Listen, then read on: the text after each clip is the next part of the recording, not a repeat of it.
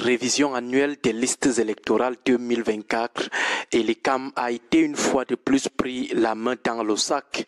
Elecam a été pris une fois de plus en flagrant délit avec la haute complicité de la justice et le silence complice de l'opposition de l'allégorie de la grande prostituée. Mais commençons par réaffirmer ce que nous pensons des instances en charge de l'organisation et de l'arbitrage du jeu électoral au Cameroun. Pour nous, et cela n'engage que nous, Elecam et le Conseil constitutionnel ne sont que des chambres annexes du RDPC. Ces deux organes sont dirigés globalement par des hommes qui ont sur leur dos des décennies de militantisme à outrance au sein du RDPC.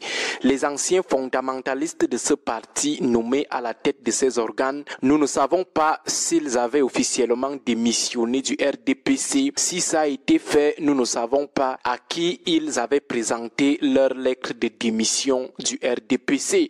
On ne sait pas si lors de leur prestation de serment, l'Assemblée nationale avait demandé à chacun d'entre eux, à chacun de ces pontes du RDPC de venir lui présenter sa lettre de démission du RDPC. Lorsqu'on n'a pas comme dirigeant de l'ECAM ou du Conseil constitutionnel des cadres du RDPC, ce sont plutôt des hommes qui tiennent leur carrière de leur loyauté sans faille au régime de Yaoundé et non que travailler pour l'éternisation du RDPC au pouvoir. Des hommes qui ont toujours participé à tous les meetings du RDPC dans leur village. Ce sont donc en réalité des hommes liges, des hommes de confiance du RDPC qu'on a placé à la tête de l'ECAM et du Conseil constitutionnel de façon générale.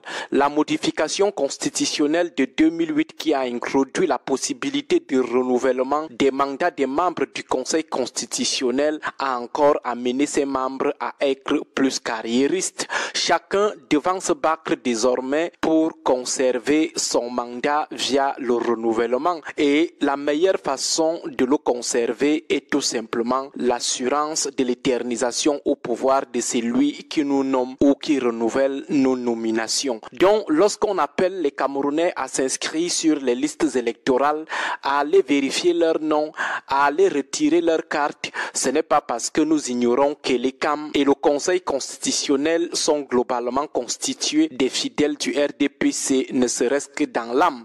Ils ne jurent que pour les victoires électorales à vie du RDPC. Nous le savons, mais nous jouons d'abord les aveugles parce que l'important aujourd'hui, c'est d'abord la détention par le plus grand nombre du ticket qui permet de prendre part à toutes les élections, la détention du ticket qui donne accès au stade électoral.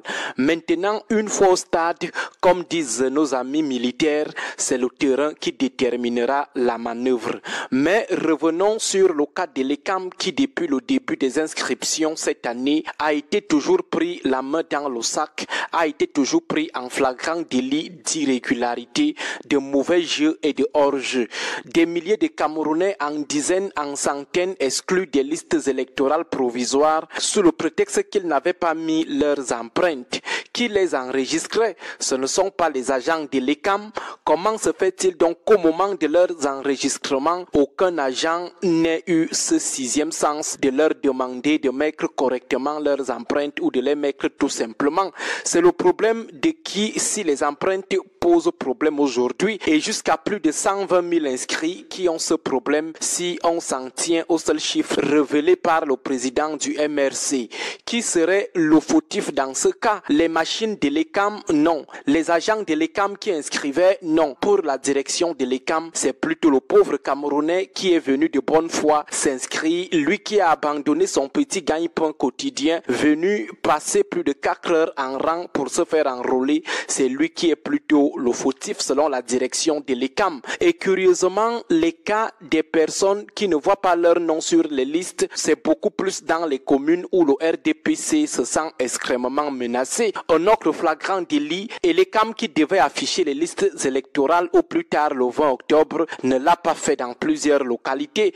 Curieusement, les responsables de l'ECAM ont eu le courage de venir dire le contraire en Mondovision. Les listes ont été publiées tardivement dans dans plusieurs antennes communales. Or, les populations qui ont des problèmes avec leurs inscriptions ont jusqu'au 9 novembre pour aller poser leurs problèmes. Le temps est désormais court pour eux, car Elecam n'a pas respecté la date du 20 octobre. Avant ça, c'était des manœuvres pour ralentir les inscriptions. Dieu seul sait quel est le niveau de manipulation des chiffres qui attend les Camerounais lorsqu'on publiera la liste nationale.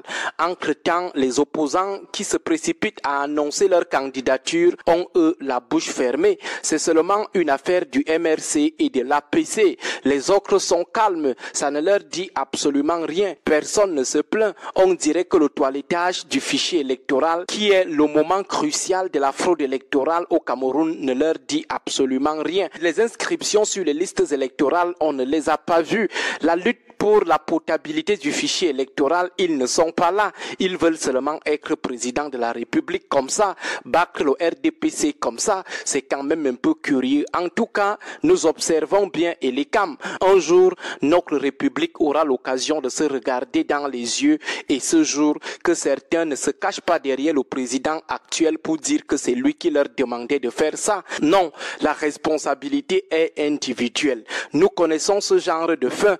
On pose généralement tout sur le président de la République parce qu'on sait qu'il n'est plus là. On l'a vu après la chute de Mobutu Sese Seko. Bonne journée à vous tous. Le professeur Maurice Kamto. Le professeur Maurice Kamto, je n'ai pas eu la chance d'être enseigné par lui, mais on me parlait déjà de lui. En fait, pas comme on parlait, le feu professeur Roger Gabriel est venu dire un jour, pendant qu'il nous faisait le cours de droit constitutionnel et régime politique, on lui dit, ah, tu es faible, professeur, tu ne connais rien. Ce que tu dis là, c'est faux. Le feu professeur est de nous dire, au Cameroun, il n'y a qu'un seul, il ne fait un, qui peut me dire, professeur, sur ce point, pardon, revois un peu ta position.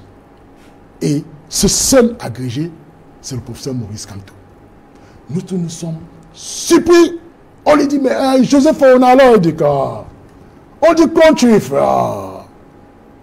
On a cité tous les agrégés, mais l'EP nous a dit que le seul au Cameroun qui peut lui dire retouche, c'est Maurice Kamto.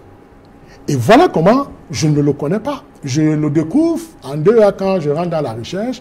Je commence à lire ses articles et le professeur Maurice Kamto figure parmi ma première note de bas de page. Quand vous prenez ma thèse, c'est la première note de bas de page. Donc au Cameroun, c'est un des professeurs les plus incontournables. Parce qu'il a un déploiement scientifique impeccable. Il n'est pas unijambiste disciplinaire. Il écrit sur tous les domaines du droit. Vous allez aller sur tous les domaines. Vous allez le retrouver. C'est le pourquoi, quand je le découvre en politique, et la politique l'a suffisamment améliorée en termes de communication. Parce que quand je le suivais au départ, le professeur Kamto, vous prenez ses écrits, quand vous prenez sa thèse, quand vous réussissez à lire 10 pages, vous tombez, vous avez les mots de tête. Donc, quand je le découvre, d'abord en train de s'exprimer, je dis, ah ben tiens, il y a comme une disproportionnalité entre ce qui est écrit et le discours parlé. Mais quand il rentre en politique, il s'est perfectionné. Et c'est pourquoi aujourd'hui, je dis aux Camerounais, Maurice Kamto, ce n'est pas n'importe qui, ce n'est pas n'importe quoi.